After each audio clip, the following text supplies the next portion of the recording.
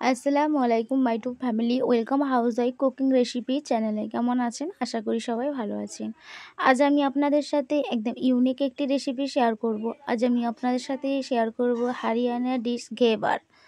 খুব সুন্দর একটি রেসিপি, স্টেপ বাই স্টেপ বাড়িতেই বানাবেন, তাহলে খুব সুন্দর ঘেবারটি রেডি হবে। তো কিভাবে বানাচ্ছি দেখতে হলে পুরো ভিডিওটা চলুন, অবশ্যই দেখবেন, ভালো লাগলে লাইক করবেন। ঘেবার বানানোর জন্য এখানে একটি স্টিলের পাত্র নিয়েছি। এখানে আমি 3 চামচ থেকে 4 চামচ মতো গাওয়া ঘি নিয়ে নেব। এখানে আমি সুরভি ঘি নিয়েছি, আপনাদের কাছে যে ঘি আছে সেটি নিতে পারেন। এই চামচের আমি 4 চামচ মতো ঘি নিয়ে নেব। ঠিক এইভাবে পুরো করে 4 চামচ ঘি নিয়ে নেব। আর আগে থেকেই আমি কিছু বরফ বসিয়ে রেখেছিলাম, সেই বরফের কিছু টুকরোও নিয়ে নেব।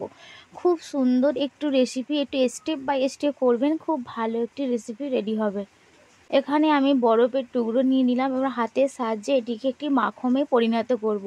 ঠিক এইভাবে নেড়ে নেড়ে ঘিয়ের কালার যখন পরিবর্তন হয়ে একদম মেড হয়ে যাবে, এই যে দেখে নিন কতটা সুন্দর ব্লেন্ড হয়ে গেছে আর ঘিটি একদম মাখনে পরিণত হয়ে গেছে।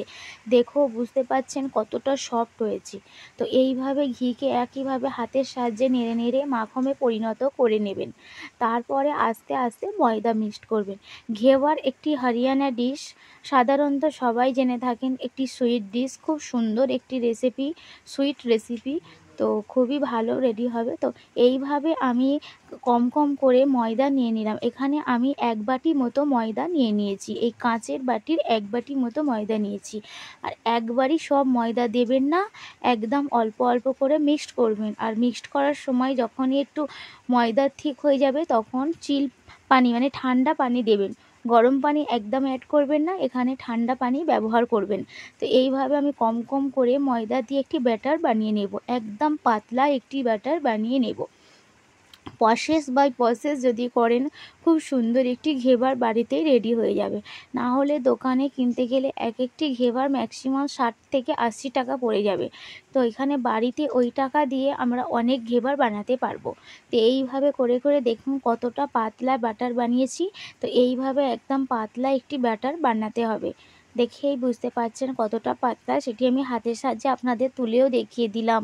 তারপর আমি কড়াইয়ে তেল দিলাম। এখানে আমার কাছে সেরকম কোনো পাত্র ছিল না, যদি স্টিলের পাত্র থাকে তো খুবই ভালো হবে। আর একদিকে আমি লাবড়ির জন্য দুধ দিয়ে দিয়েছি, এখানে আমি 500 গ্রাম মতো দুধ নিয়েছিলাম। তারপরে তেলটি যখন দেখে নেব খুব গরম হয়ে গেছে, তখন এইভাবে একটু একটু করে ঘেবারের জন্য ব্যাটারটি দিতে থাকবো। আপনাদের কাছে যদি বোতল থাকে সেখানে দিয়ে একটু ছিপিতে ফুটো করে ঘেবার ঢালতে পারেন। তো আমি একটি পেলার সাহায্যেই ঢাললাম, খুব ইজিভাবে বানানোর জন্য। তো এইভাবে যেই একটু কালার পরিবর্তন হবে আবারও একটু ঢালবো। ঢেলে মাঝখানটার জন্য আমি একটি স্টিক দিয়ে দেবো, যাতে মাঝখানটায় ফুটো হয়ে যায়। তো এইভাবে একদম হিটে, গরম হিটে ঘেবারটি বানাতে হবে। আর আপনাদের কাছে যদি স্টিলের এরকম খুপড়ি মতো বাটি থাকে তাহলে খুবই সুন্দর ঘেবার রেডি হবে। আমার কাছে সেরকম কোনো পাত্র ছিল না, তো আমি এই কড়াইয়ে বানিয়ে ফেলেছি। তো দেখে নিন, যখনই একটু কালার পরিবর্তন হবে এইভাবে দেবেন। একবারই সব কটা ব্যাটার দেবেন না, তাহলে খুব একটি ঘেবার ভালো রেডি হবে না।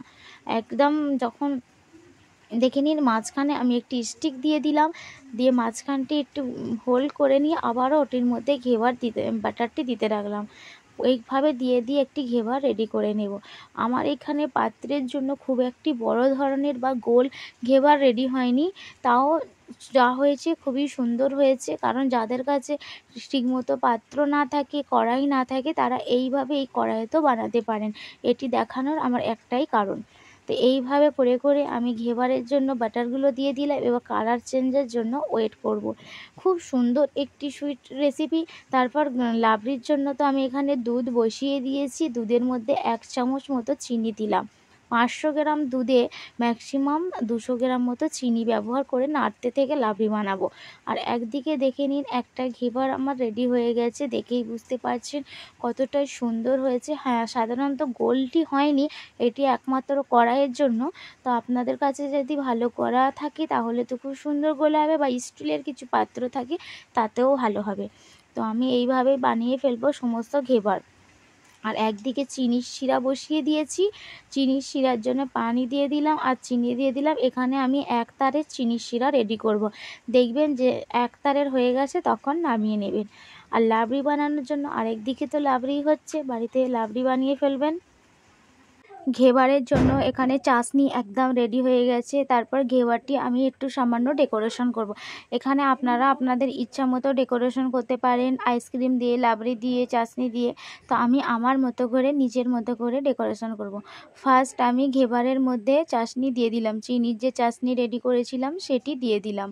এখানে আমি চারটে ঘেবার বানিয়েছি, তার জন্য আমি 150 গ্রাম মতো চিনির চাশনি বানিয়েছি। তো চামচে করে এখানে চিনির চাশনি দিয়ে দিলাম। তার উপরে যে বাড়িতে যে লাবড়ি বানিয়ে রেখেছিলাম সেটিও দিয়ে দেব। এই দেখুন চাশনিতে পুরো ডুবিয়ে দিলাম। এখানে ঘেবারগুলো একটু ট্যাড়বাঁকা হয়েছে, একদম গোল গোল সাইজের হয়নি। আমার একমাত্র কড়াইয়ের জন্য এটি হয়েছে। আপনারা নিজেদের ইচ্ছা মতো পাত্রে গোল গোল করে ঘেবার বানাতে পারেন। তারপরে আমি বাড়িতেই যে লাবড়ি বানিয়ে রেখেছিলাম সেটি দিয়ে দিলাম। তারপর এটি ঘেবারের মধ্যে ভালো করে ব্লেন্ড করে আমি আমার ইচ্ছা মতো ডেকোরেশন করে নিলাম কাজু দিয়ে। এখানে আপনাদের কাছে যদি পেস্তা থাকে, ব্ল্যাক কিসমিস থাকে, মানে ইচ্ছা মতো করে নিজেদের ইচ্ছা মতো করে অবশ্যই ডেকোরেশন করে নেবেন। তো এইভাবে বাড়িতে বানিয়ে ফেলবেন সুইট ডিশ, হরিয়ানা ডিশ ঘেবার। এখানে ঘেবার একদম রেডি হয়ে গেছে। এটি একটা হরিয়ানা ডিশ। আরেকটি ঘেবার আমি এইভাবে রেডি করে নেব। এখানে চাশনি দেওয়া হয়ে গেছে, তার উপরে লাবড়ি দিয়ে দিলাম, দিয়ে ভালো করে ফেলিয়ে ডেকোরেশন করে নেব। এখানে লাবড়ি একটু কমই দিয়েছি, কারণ আমরা মিঠা কম খাই। তো আপনারা চাইলে একটু বেশি করে লাবড়ি দিয়ে দিতে পারেন। তো ফ্রেন্ড, ভিডিও ভালো লাগে যদি প্লিজ লাইক করবেন, চ্যানেলটি সাবস্ক্রাইব করবেন, শেয়ার করবেন। ফটাফট বাড়িতেই হরিয়ানা ডিশ বানিয়ে ফেলুন ঘেবার। খুব নামটি শুনতে আজব লাগলো, খেতে কিন্তু দুর্দান্ত একটি সুইট ডিশ।